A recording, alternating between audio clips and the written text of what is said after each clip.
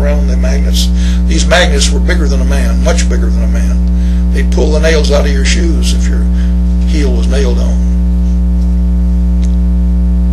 The magnets were run by electricity. They were electromagnets up on top of the set of magnets that was in a racetrack form. About 90 magnets around one racetrack.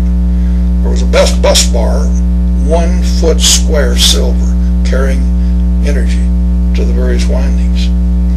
Well, the windings were shorting out. They had to take the things apart, ship them back to Milwaukee, Wisconsin to be rewound. Also, Eastman hadn't kept the oil clean, so they had to learn to clean the oil and get iron particles out of it. Well, they got all that done, and lo and behold, the magnets would work. And we started making product. We'll take just a moment. You know there's a man named Jim Welch, writes for the local newspaper. His father was one of the personnel people at Y12.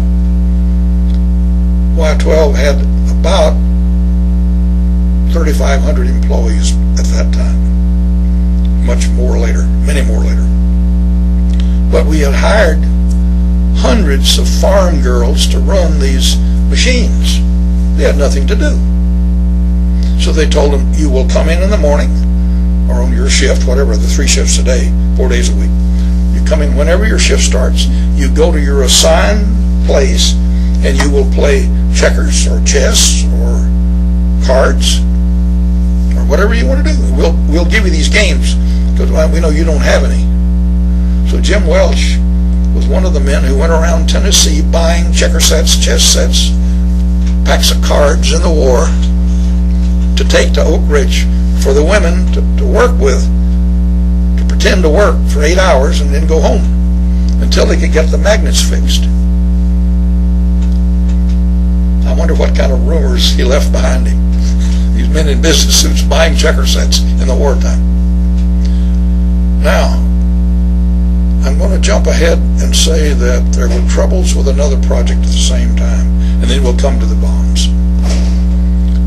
It turned out that, as I said earlier, a neutron can penetrate a uranium-238 and stay there and make uranium-239, which will spit out an electron and make neptunium-239, which will spit out an electron and make plutonium-239. Now, plutonium-239 will make a wonderful bomb.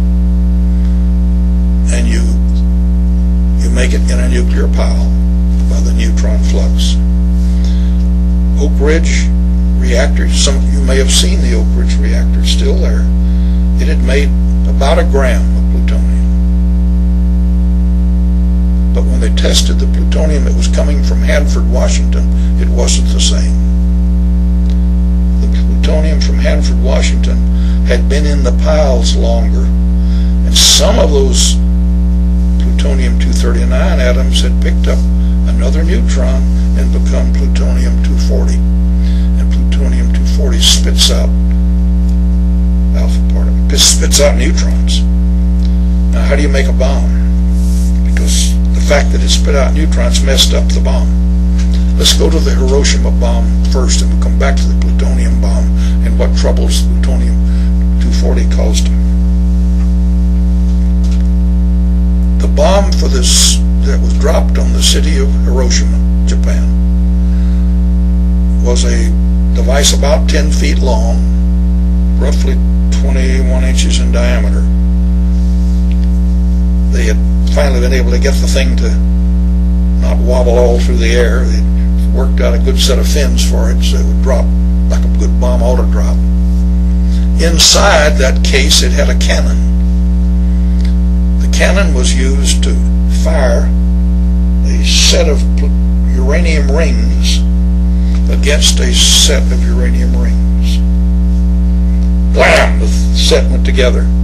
Just as they got together, a mixture of polonium and beryllium released neutrons, and a nuclear chain reaction started. If the reaction, if you didn't fire it fast enough, this piece of uranium, set of rings all stuck together, They took our product bit by bit and made another ring and another ring and another ring, stacked them up. They wanted to keep the two parts apart. Get them together, you had what they called a critical mass. If the surface area was right. If you just put them together by hand, you'd get a blue flash and you'd be dead in 2 weeks. But you wouldn't get a bomb. The thing would get hot. You had to get them together very, very quickly to be able to get a good explosion. So that's why they used a cannon. At Hiroshima, the famous Enola Gay airplane dropped that bomb at about 31,000 feet. Down at about 1,890 feet, the cannon fired this hunk of uranium into that hunk of uranium. They didn't smack, they just went one around the other, just to make a small mass, much smaller area of surface than the two pieces were to begin with.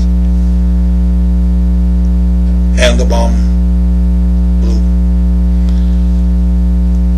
Of the about 140 pounds of uranium in the bomb, about 1.4% actually went through the nuclear reaction. The rest was gone, just blown up into the sky. So only about 2 pounds of uranium underwent reaction. Now, when that 2 pounds of uranium actually underwent reaction, as I said before, some iron was made, and cobalt and nickel and strontium. Those things can be dangerous because many of them are radioactive, as the particular isotopes are that are made in the bomb when it goes off. The actual mass, if you weighed all those things on a balance and compared them with the weight of the uranium that had reacted, you'd find that about 1/4 of the mass of one dime had disappeared.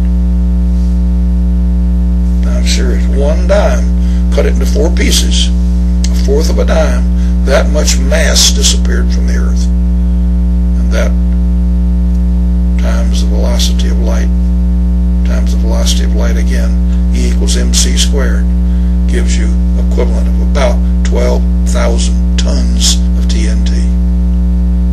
It's absolutely incredible. Now, in Hiroshima, about 80,000 people died right then. By the end of the year, another 80,000 approximately had died from delayed effects of the blast, of radiation and of the enormous heat. Some people were converted to ash where they sat. There's a picture of a bus. All that's left of the bus is the frame. The frame's the seats, the frame of the floor, and little piles of ash. Remember how many people were in that war. 40 million people died in the war. More than 2 out of every 3 people on Earth were involved in that war. We had 14 million people in service ourselves. 400,000 of our service people died. Some people say 16 million. It's hard to get a count. Japan had 2,500,000 people died during the war, so that many deaths. Of these, about 1,700,000 were civilians. Now, I said the first bomb was used on Japan.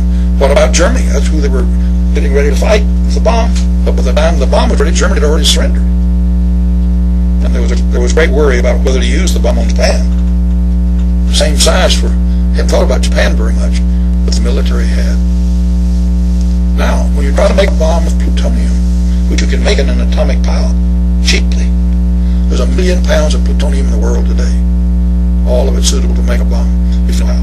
But if you try to use plutonium in the bomb I've described, in which you use a cannon to decrease the surface area of pieces of plutonium, the thing will react so fast that it just fizzles. It makes a little bitty bomb. You don't get a big bomb. And they learned that just as those magnets at Y12 weren't working. And General Groves, who was running the project, thought he'd go in front of a firing squad.